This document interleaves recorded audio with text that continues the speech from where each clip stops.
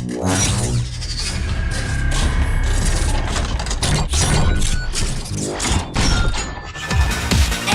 is cool when you're part of a team.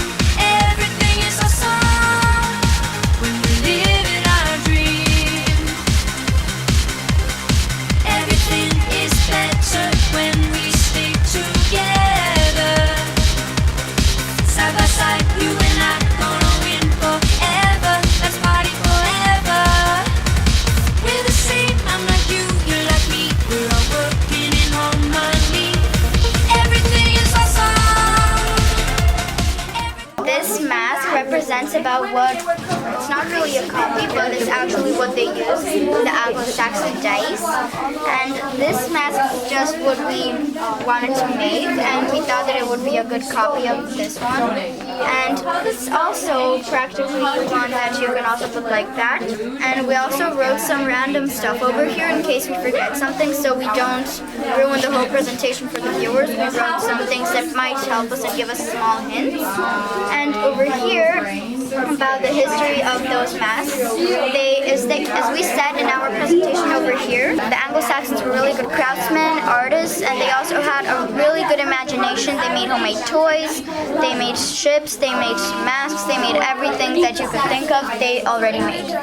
And this is one of the things that they made. They made those. And I'm going to just decide to talk about the houses because they're really crafty and really good made.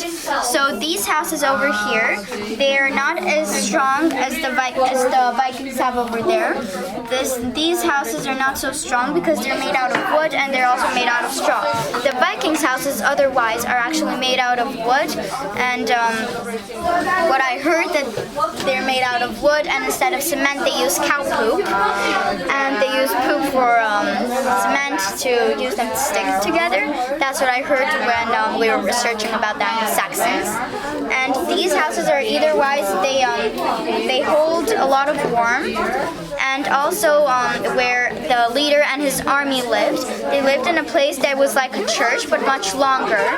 It was much longer than a church, and it's where all the leader and all the men that the warriors, that's where they lived. And they also had a big pot where one person always cooked, and they boiled a lot of soup, like about that big of a pot they used to cook soup for at least 20 people, only for 20 people, and there were much more warriors in the Anglo-Saxon army. So practically, yeah, and those masks were used to protect, and they had weird little symbols over there, so they are going to be beautiful, and they also, those symbols showed how rich the person is going to be. So if you see this in an Anglo-Saxon home, for example, if you go there as an Anglo-Saxon home museum, and you see this type of mask with a lot of drawings and gold and those type of stuff, then you're going to know that the person who used to live in this house was rich. That's how you know. And also, these drawings are also used, so for example, when they're fighting, this can attract some of the, so they see what's going on, and then they can easily kill the person who's watching that and is mesmerized with all the beautiful artwork that they use. And they used a really strong metal, and when they came back there, they also made tiny little holes over here. I don't know if you can see them, but they made small holes that were used so their skin can actually breathe, because nobody could really breathe well in this mask. So the only main holes were two small holes over here for the nose, and over here holes for the eyes, and they wore over here, you know, they wore little like those type of chains over here, so their eyes don't get plucked out with when they're using a sword or when they're using a bow and an arrow.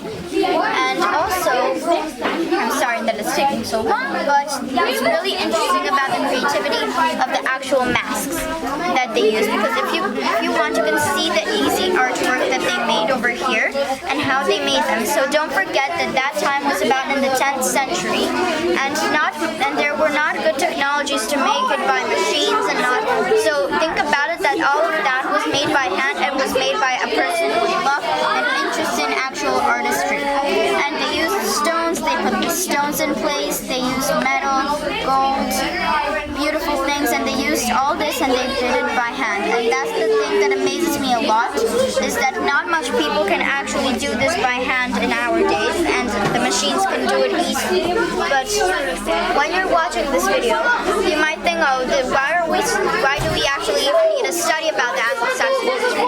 Well, maybe because if somebody asks you about why are you studying about this and why do you need it, if somebody asks you what are the Anglo-Saxons, then you obviously need to answer. If you want to become a historian, pathologist, a person who studies fossils and ancient history. And even though this will probably not come in handy in some people's lives, it will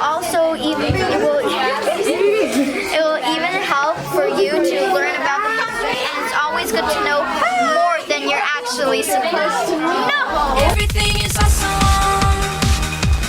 Everything is cool when you're part of a team. Everything is awesome when we're living our dream. Everything is better when we stick together.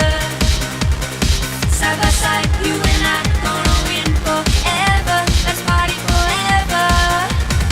We're the same, I'm like you, you're like me. We're all working in harmony. Everything is awesome.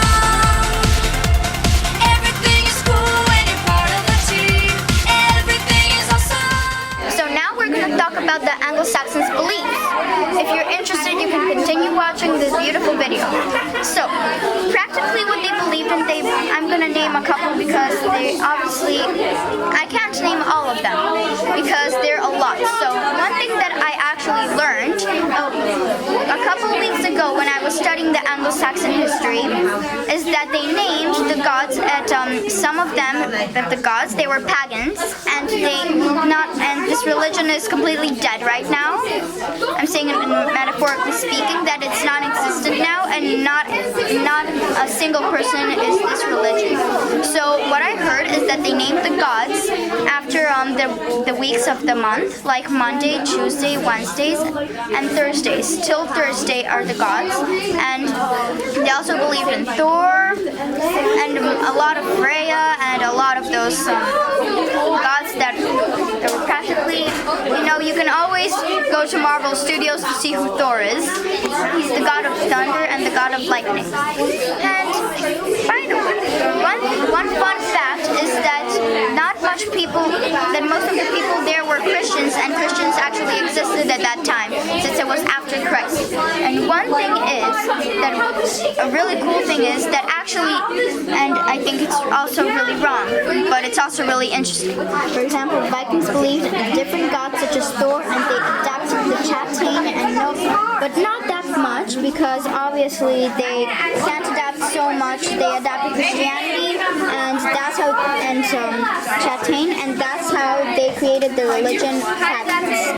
This is a small project that we did with Dayan, Rado, and Nicolaya and me. So over here, these are the Anglo-Saxons, and these are the Vikings. And the Anglo-Saxons actually in these really big boats. I know it might not seem big because it's made out of Play-Doh, but these type of boats they could fit a lot of people in, and they used them to travel all around the world in these boats. And this is the sea. And over here we also added some fire because they also used a lot of slinkies. And a slinky is those little toys that you used to play as kids. But they were much bigger, so they put stones inside a metal thing. But instead, it was made out of metal instead of wood. So they put in burning wood balls, and then they threw them to try get as rid as much as the Anglo-Saxon kingdom and as much of them as it could, to be honest, get rid of. So. Saxons were people who grew up fast, like when the children were 10, they were already seen as adults, which was not always a good thing. And Alfred the Great was the king of Wessex.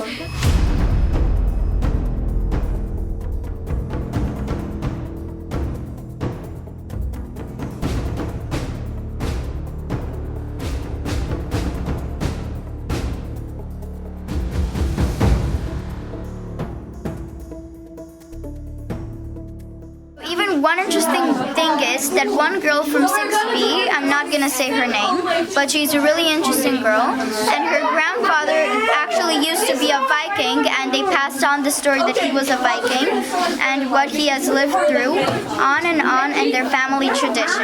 So this is personally what's really interesting, because you can also tell a lot of information about the Vikings, and it's actually really interesting because you can think that one of your friends' grandfathers was actually a Viking, so a Viking warrior. This is really interesting in my opinion. So I really think that it will be interesting for you, for whoever's watching this in the screen. It will be interesting for you to learn more about the Vikings, Anglo-Saxons, and more about those old lives of English British history.